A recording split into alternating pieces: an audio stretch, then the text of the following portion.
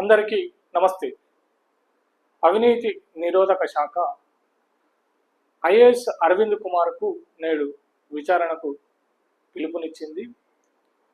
అయితే నేడు వారు అవినీతి నిరోధక శాఖ ఏసీపీ ఎదుట హాజరు కానున్నారు.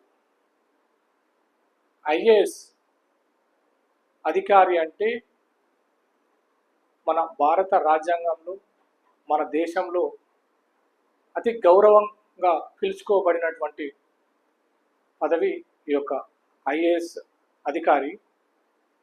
అయితే వారు ఇష్టానుసారంగా ఈ యొక్క రాజకీయ నాయకులు చెప్పినటువంటి ఫైల్స్ మీద సంతకం పెట్టి డబ్బులకు ప్రలోభపడి ఆ యొక్క ఐఏఎస్ అధికారానికి వీరు భంగం వాటిల్లేలాగా ప్రవర్తించిన తీరు మనకు తేట తెల్లంగా కనబడుతున్నది. ఈ యొక్క అధికారికి ఒక అనీషా పిలుపు అవినీతి నిరోధక శాఖ ఏసీబీ పిలుపునిచ్చింది. అంత గౌరవప్రదమైన అధికారి, ఈయనకు గౌరవం లేకుండొచ్చు, కానీ ఆ యొక్క పదవికి, ఐఏఎస్ అనే పదవికి చాలా గౌరవం మన భారత రాజ్యాంగంలో కల్పించినటువంటి పరిస్థితి. దాన్ని బేఖాతరు చేస్తూ, దాన్ని కాలరాస్తూ ఈ అధికారులు చెప్తున్నటువంటి విధంగా వీళ్ళు సంతకాలు పెట్టి ఈరోజు ఒక దోషిలాగా అవినీతి నిరోధక శాఖ ఎదుట నిల్చోవాల్సిన పరిస్థితి ఎందుకు ఏర్పడ్డది? రాజ్యాంగబద్ధంగా, చట్టబద్ధంగా మీరు ఒక ఉన్నత స్థాయి చదువులు చదువుకొని ఈ యొక్క దేశంలో ఉన్నటువంటి ప్రజలకు సేవ అందించండి అని చెప్పి ఈ రాజ్యాంగం మీకు కల్పించినటువంటి ఉద్యోగం అది.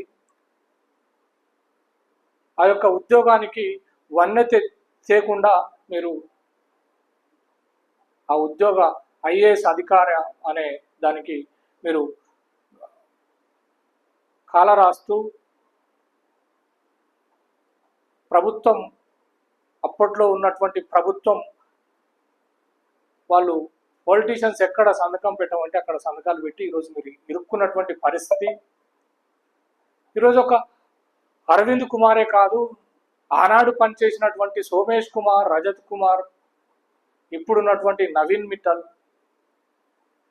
ఈ అధికారులు అందరూ ఈ యొక్క రాజ్యాంగాన్ని, చట్టాన్ని కాలరాస్తూ, బేఖాతరు చేస్తూ ఎక్కడ పడితే అక్కడ ఫైల్స్ మీద సంతకాన్ని పెట్టి ఈరోజు ఇరుక్కున్నటువంటి పరిస్థితి.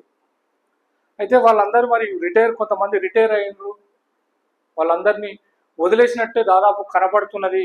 కానీ వాళ్ళు చేసిన దౌర్జన్యము, వాళ్ళు చేసిన రాష్ట్రానికి చేసినటువంటి నష్టము అంతా ఇంత కాదు, మామూలుగా దోసుకోలేదు.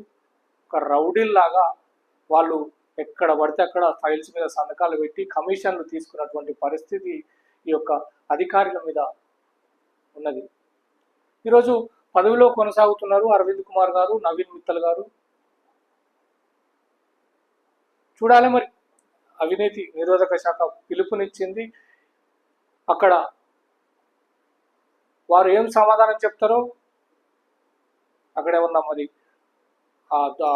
వారు చేసినటువంటి దాన్ని దొరికే పరిస్థితి ఉంటుందా, లేకపోతే అంతంత మాత్రాన్ని చేసి దాన్ని క్లోజ్ చేసే పరిస్థితి చేస్తారా మనకు తెలియదు. కానీ అక్కడ జరిగే పరిస్థితి ఏంటో మనకు తెలియదు. కానీ ఈ రకంగా ఐఏఎస్ అధికారులు పాల్పడడం మన భారత రాజ్యాంగాన్ని అవమానించినట్టే.